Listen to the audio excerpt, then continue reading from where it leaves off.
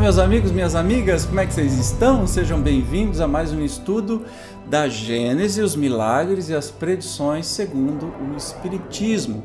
Esta que é uma obra fundamental do nosso querido Kardec, professor Rivail, que vem trazer aí uma desconstrução de tudo aquilo que geralmente as religiões nos oferecem como sendo literal, né? Como a criação do mundo em 7 dias, Adão e Eva e tantas outras coisas que serão discutidas aqui neste estudo. Nós estamos estudando o caráter da revelação espírita, nós já estamos no quarto programa, né? É o quinto encontro, mas no quarto programa sobre apenas este capítulo que vem realmente nos esclarecer sobre essa revelação. Lembrando que no episódio anterior a gente viu sobre quais são as 3 revelações, né? A primeira revelação mosaica, especialmente os 10 mandamentos de Moisés, a segunda revelação, todo o trabalho magnífico que Jesus veio fazer, todos os ensinamentos, e a terceira revelação é o que nós estamos vendo hoje, que se trata aí da doutrina espírita, do Consolador prometido. Então vamos sem demora aí para o texto. O Espiritismo, partindo das próprias palavras do Cristo, como este partiu das de Moisés, é consequência direta da sua doutrina. A ideia vaga da vida futura acrescenta a revelação da existência do mundo invisível que nos rodeia e povoa o espaço, e com isso precisa a crença dar-lhe um corpo, uma consistência, uma realidade à ideia.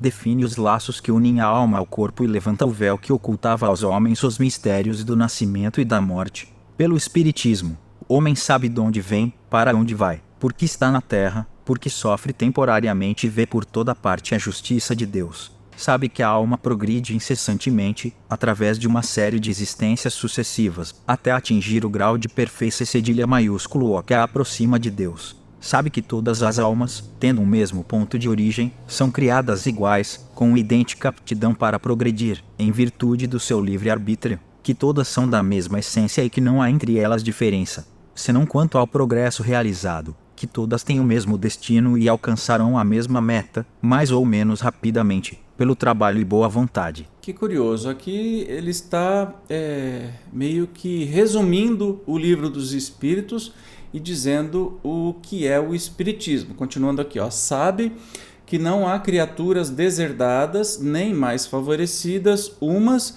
do que as outras, que Deus a nenhuma criou privilegiada e dispensada do trabalho imposto às outras para progredirem, que não há seres perpetuamente voltados ao mal e ao sofrimento, que os que se designam pelo nome de demônios são espíritos ainda atrasados e imperfeitos que praticam o mal no espaço, como praticavam na terra, mas que se adiantarão e a aperfeiçoarão, que os anjos ou espíritos puros não são seres à parte na criação, mas espíritos que chegaram à meta, depois de terem percorrido a estrada do progresso, que por essa forma não há criações múltiplas nem diferentes categorias entre os seres inteligentes, mas que toda a criação deriva da grande lei de unidade que rege o universo e que todos os seres gravitam para um fim comum, que é a perfeição, sem que uns sejam favorecidos à custa de outros, vistos serem todos filhos de suas próprias obras. Curioso aqui que meio que um resumão do que é essa terceira revelação, esse Consolador prometido. Pelas relações que hoje pode estabelecer com aqueles que deixam a terra, possui o homem não só a prova material da existência e da individualidade da alma, como também compreende a solidariedade que liga os vivos aos mortos deste mundo e os deste mundo aos dos outros planetas. Conhece a situação deles no mundo dos espíritos, acompanha-os em suas migrações, aprecia-lhes as alegrias e as penas, sabe a razão por que são felizes ou infelizes e a sorte que lhes está reservada, conforme o bem ou o mal que fizeram. Essas relações iniciam o homem na vida futura, que ele pode observar em todas as suas fases, em todas as suas peripécias. O futuro já não é uma vaga esperança, é um fato positivo, uma certeza matemática. Desde então, a morte nada mais tem de aterrador, por lhe ser a libertação, a porta da verdadeira vida. A capacidade de concisão, né? de colocar as palavras poucas palavras explicar tanto me impedem de tentar ficar explicando o que já foi exposto lindamente aqui pelo Kardec. Então, continuemos. Pelo estudo da situação dos espíritos, o homem sabe que a felicidade e a desdita, na vida espiritual, são inerentes ao grau de perfeição e de imperfeição, que cada qual sofre as consequências diretas e naturais de suas faltas, ou, por outra, que é punido no que pecou, que essas consequências duram tanto quanto a causa que as produziu, que, por conseguinte, o culpado sofreria eternamente se persistisse no mal, mas que o sofrimento cessa com o arrependimento e a reparação. Ora, como depende de cada um o seu aperfeiçoamento, todos podem, em virtude do livre-arbítrio, prolongar ou abreviar seus sofrimentos, como o doente sofre, pelos seus excessos, enquanto não lhes põe termo. Se a razão repele, como incompatível com a bondade de Deus, a ideia das penas irremissíveis, perpétuas e absolutas, muitas vezes infligidas por uma única falta, a dos suplícios do inferno, que não podem ser minorados nem sequer pelo arrependimento mais ardente e mais sincero, a mesma razão se inclina diante dessa justiça distributiva e imparcial, que leva tudo em conta, que nunca fecha a porta do arrependimento e estende constantemente a mão ao náufrago, em vez de a empurrar para o abismo. Isso é bondade divina, né? A pluralidade das existências, cujo princípio o Cristo estabeleceu no Evangelho, sem todavia defini-lo como há muitos outros, é uma das mais importantes leis reveladas pelo Espiritismo, pois que lhe demonstra a realidade e a necessidade para o progresso. Com esta lei, o homem explica todas as aparentes anomalias da vida humana, as diferenças de posição social, as mortes prematuras que, sem a reencarnação, tornariam inúteis a almas existências breves,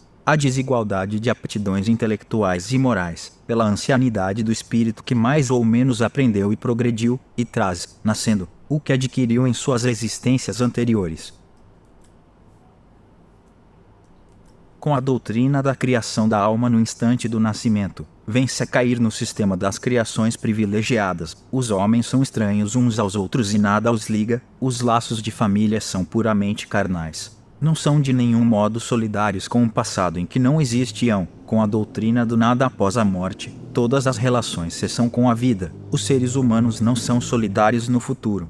Pela reencarnação, são solidários no passado e no futuro e, como as suas relações se perpetuam, tanto no mundo espiritual como no corporal, a fraternidade tem por base as próprias leis da natureza.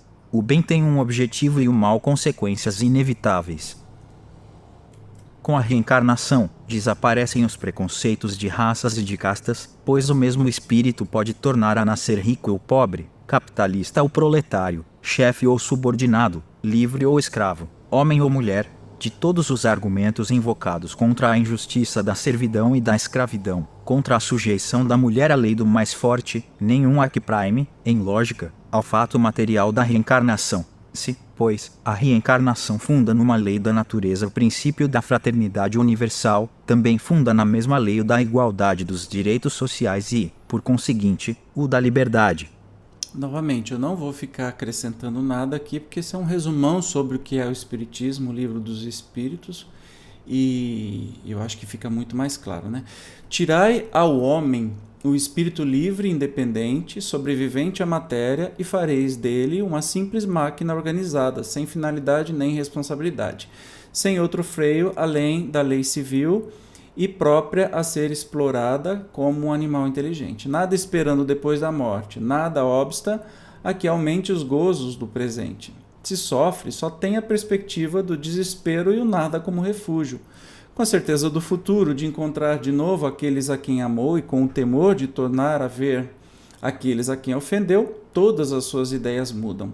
O Espiritismo, ainda que só fizesse forrar o homem a dúvida relativamente à vida futura, teria feito mais pelo seu aperfeiçoamento moral do que todas as leis disciplinares que o detêm algumas vezes, mas não o transformam. E é aí que é a tarefa principal do Espiritismo, né? Essa transformação, pelo menos aconteceu comigo. Não sei se você faz desde quando que você conhece o Espiritismo, mas para mim ele provocou uma mudança absurda na minha vida, no meu modo de viver, no meu modo de enxergar a vida, no meu modo de dar importância às coisas, especialmente às coisas materiais, aquilo que no mundo de hoje a gente é enlouquecido, carreira, carreira, carreira, bens, bens, bens, se é bem sucedido, se você tem uma carreira importante, se você tem não sei quantos carros, não sei quantas casas, se viaja de avião para lá e para cá, não sei o quê. O Espiritismo me quebrou todas essas ilusões que, confesso, eu passei por fui diretor de empresa, passei por esse mundo triste, difícil, né? Altamente competitivo. Eu tive síndrome de burnout, hoje eu sei, mas na época não tinha nem essa definição.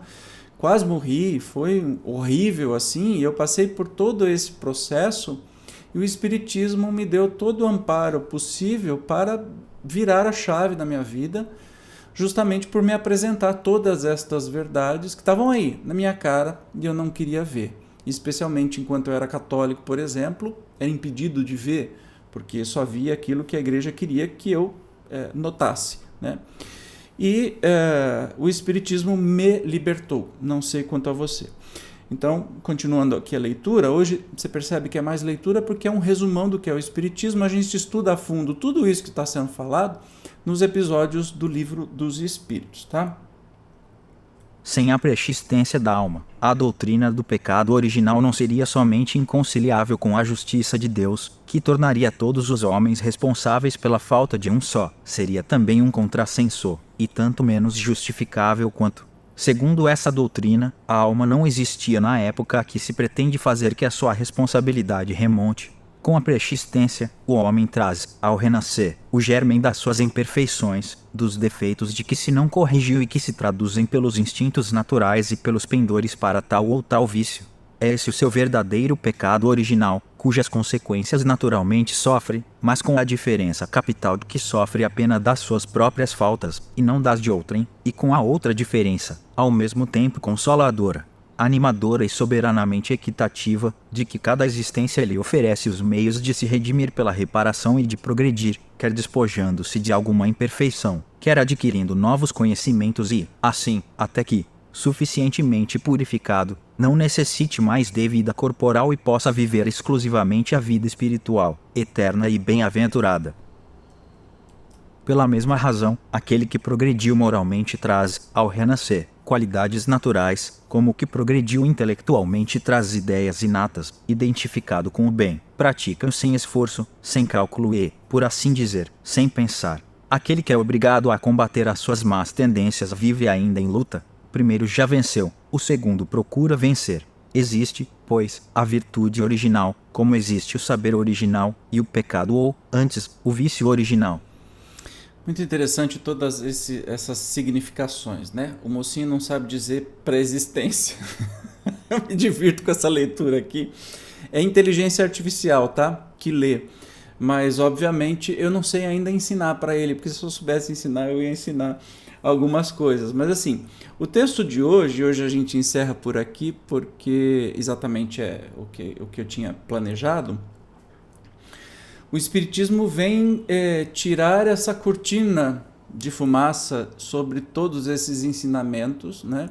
Dando significados novos, não as palavras de Jesus, mas os ensinamentos que tem nos livros ditos sagrados, como a Bíblia, por exemplo, dando um novo olhar para dizer assim, não, tudo bem, tem lá o mito do Adão e Eva, a criação do mundo, do dilúvio, etc. e tal, mas vamos entender que isso são relatos das pessoas que viveram naquela época, do jeito que como conseguiam explicar o mundo, que para a época foi muito interessante. Agora não faz sentido que hoje em dia isso seja colocado como real.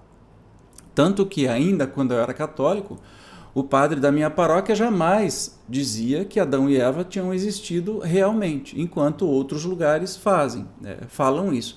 Eles sabem porque estudam teologia e sabem exatamente que Adão e Eva nunca existiu, né? Então, fico me perguntando se isso deixa de ser, não passa a ser má fé, já que sabem de uma coisa e não querem ensinar isso para os outros, tentando controlar pelo medo ou pela ignorância, enfim. Mas isso é uma outra conversa. O que a gente viu hoje é um resumão do que é o Espiritismo e porque ela tem esta condição, né, esse caráter de ser uma revelação, de ser o Consolador prometido, tá bom? No próximo encontro a gente vai continuar estudando aí o caráter da revelação espírita no próximo programa, que tem muita coisa boa a vir ainda. E se você não for inscrito, por favor, se inscreva, clique no joinha e ative as notificações. Você sabia que a maior parte das pessoas assistem os vídeos aqui nesse canal e não são inscritos? Ah, gente, ajuda aí, nunca te pedi nada. É só se inscrever, mais nada, e ativar as notificações, tá bom? Compartilha com um amigo se você quiser e se puder ajudar-nos com uma contribuição muito pequenininha mensalmente, é só clicar no botão Seja Membro. Obrigado, te encontro no próximo estudo da Gênese. Tchau!